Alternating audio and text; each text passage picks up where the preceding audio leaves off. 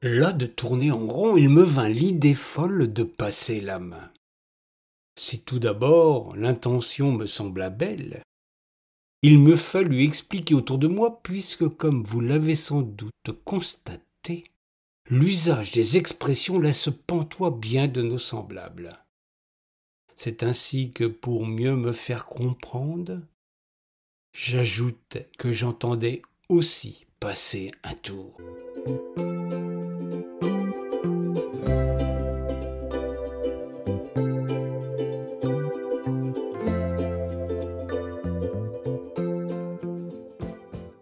En un tour de main, j'entrais là dans un cercle infernal.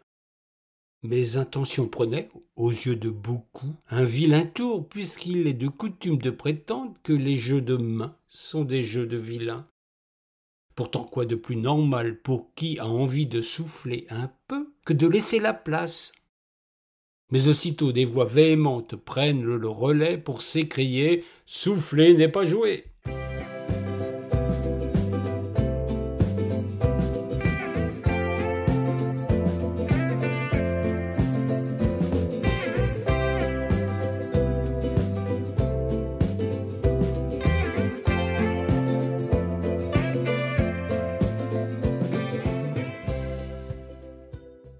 Je sentis soudain le vent du soufflet, qui, du reste, ne fait que précéder celui du boulet. J'allais perdre pied, alors que jusqu'à présent il n'était question que de cette main qui, lasse de passer de la pommade dans le dos à ceux qui ne rêvent que d'un peuple courbé, désirait simplement se tourner les pouces sans tourner en boucle. J'en avais par-dessus la jambe de ne pouvoir à ma guise me jouer des mots et des expressions, dans une société qui avait la main lourde pour qui aime les propos légers mais quelque peu acides.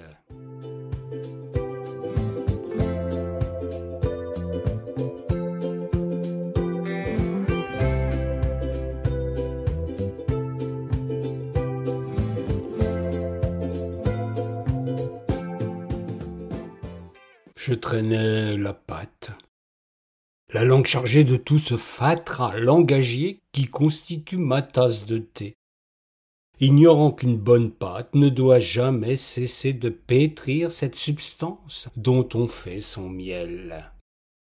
Ce jouet des mots impose donc de ne jamais renoncer à gravir les différents degrés qui constituent sa matière, même sans user de rires enregistrés ou d'émoticônes superfétatoires.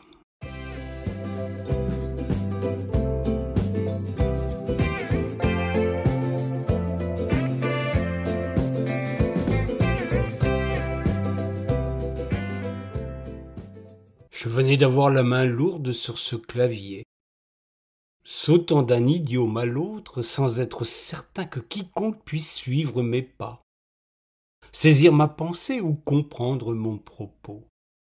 À moins tout bonnement que je sois en train de perdre la tête, de me laisser dépasser par cette nouvelle forme d'humour pour laquelle tenir des propos sans queue ni tête est la plus confortable voie pour accéder au succès.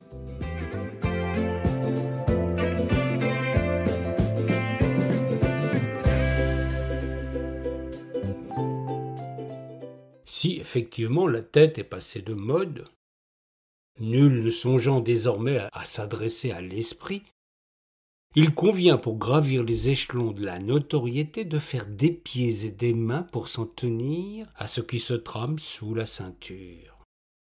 Prendre son pied sans avoir l'air d'y mettre la main étant devenu la préoccupation première de l'humoriste contemporain.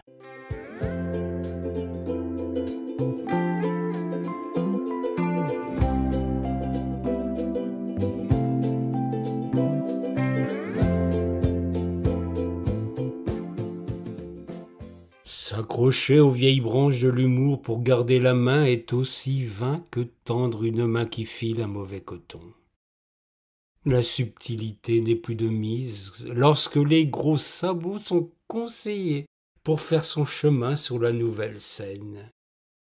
Marcher sur la tête tout en faisant bien attention à là où vous mettez les pieds est un moyen sûr de faire son chemin sans jamais vous mettre à dos les décideurs et autres promoteurs qui aiment à ce qu'on leur passe de la pommade précisément au-dessus de leur seul sujet de préoccupation.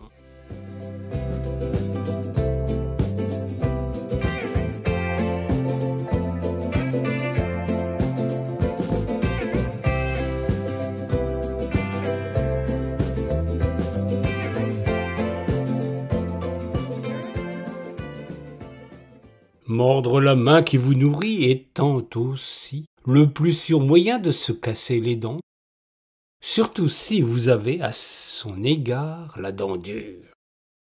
La caresser dans le sens du poil est largement préférable, pour qui attend d'accumuler les cachets sans recevoir la moindre lettre de cachet. Je sais la chose dure à avaler, surtout quand il ne faut jamais perdre de vue qu'il convient de garder sa langue en présence de tous ces donneurs d'ordre aussi prétentieux qu'incultes.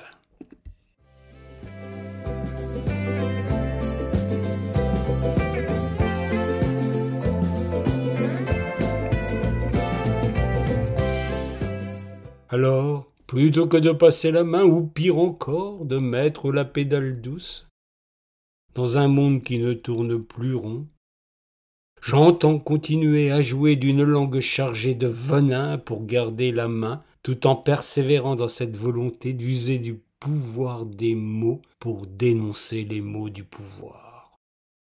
Ce texte est, ça va sans dire, fait totalement à la main sans le moindre recours à l'intelligence artificielle. On s'en doute aisément compte tenu de sa texture.